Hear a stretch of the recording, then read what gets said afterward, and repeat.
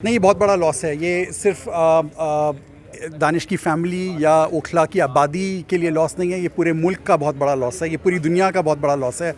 He was of international fame, Pulitzer winning journalist, India से पहला पत्रकार जिसे पुलिट्ज़र प्राइज़ जीता हो, जो कि पुलिट्ज़र प्राइज़ को ऑस्कर माना जाता है पत्रकारिता की फील्ड में।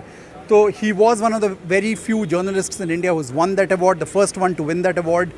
लाइन ऑफ ड्यूटी पे थे, अफ़गानिस्तान में थे जब ये हादसा हुआ। और कई बार उनके जीवन में कॉन्फ्लिक्ट रिपोर्टिंग करते थे और हमने उनके करियर को फॉलो किया है। चाहे वो रोहिंग्या कॉन्फ्लिक्ट हो, चाहे वो इराक़ में कॉन्फ्लिक्ट हो, पूरी दुनिया में जहाँ जहाँ कॉन्फ्लिक्ट्स होते थे, एज चीफ फोटोग्राफर इस साउथ एशिया रीजन के लिए दानिश सिद्दीकी ऑन ड्यूटी होते थे, डेप्यूटेशन पे होते थे। तो ये बहुत बड़ा लॉस है, ये बहुत बड़ा लॉस है।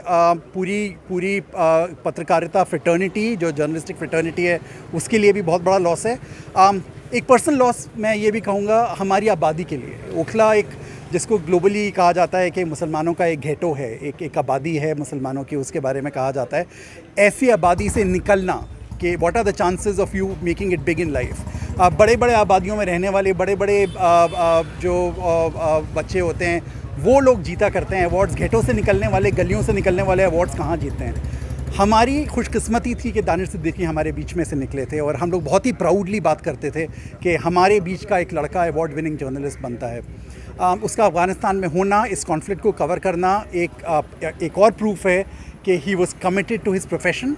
आज की डेट में जहाँ पत्रकारिता एज अ प्रोफेशन बहुत ही सीरियस सवाल फेस करता है, पत्रकारिता पे सवाल उठते हैं पूरी दुनिया से, उस माहौल के बीच एक पत्रकार का ये कमिटमेंट होना कि इतने हाई लेवल ऑफ रिस्क में कॉन्फ्लिक्ट को कवर कर रहे हैं और अफ़गानिस्तान में जाके कवरेज कर रहे हैं, ये प्रूफ करता है कि वो बहुत कमिटेड पत्रकार थे और उनकी ज़िंदगी और उनकी death is also a tribute to the profession that he was in. Sir, एक दुखद समाचार हम लोगों को मिली है। ऑफिशियली क्या जानकारी आप लोगों के पास पहुंची है इसके बारे में? कहाँ पे थे? ऑफिशियली ये है कि वो अपने ऑफिशियल असाइनमेंट के ऊपर अफ़गानिस्तान में गए हुए थे, अपना जो भी उनका काम था वो कवर करने के लिए गए हुए थे। और हमें आज आफ्टरनून बिफोर नून ऑफिस से ख़बर मिली कि वो उनके साथ ये हादसा हो गया है। और उसके बाद फिर मिनिस्ट्री ऑफ एक्सटर्नल अफेयर्स से भी हमारे पास इंफॉर्मेशन आई और उसके बाद उन्होंने बताया कि वो कोशिश कर रहे हैं और ट्रेस करने की जो भी है। और हम यही गुजारिश करेंगे उनसे कि वो जल्दी से जल्दी जो उनके रिमेन्स हैं उनको वहाँ से मंगाएं और हमको दें वापस। और सर, कब से थे उस असाइनमेंट पे और कुछ आप लोगों से बात करते थे कि कैसी स्थिति है, कैसे हालात हैं, कितना मुश्किल है उनके लिए वहाँ पे रहना? ऐसा तो कुछ नहीं था, हमसे तो बात हो रही थी उनके फ़ोन पे, बहुत प्लेजेंट बात हो रही थी, तो बस क्वाइट कंफर्टेबल, और उसमें भी बात हुई थी हमारी, तो ऐसा कुछ भी नहीं था।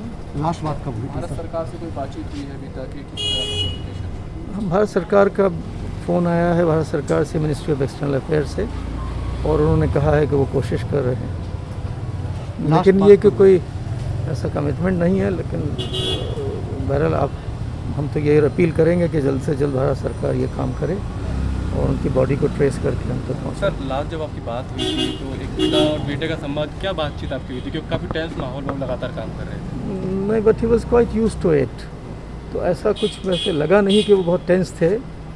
नॉर्मली हम लोग तो रात में बात करते थे जब वो अपना गेस्ट हाउस में होते थे, तो ऐसा कुछ भी नहीं था। तो बाज़ाहिर तो कोई टेंस नहीं थे, तो हमें नहीं लगा कि वो टेंस थे। वो कब गए थे सर यहाँ से? लगभग एक हफ्ते से ज़्यादा हो गया। लास्ट बात कब हुई थी? Day before.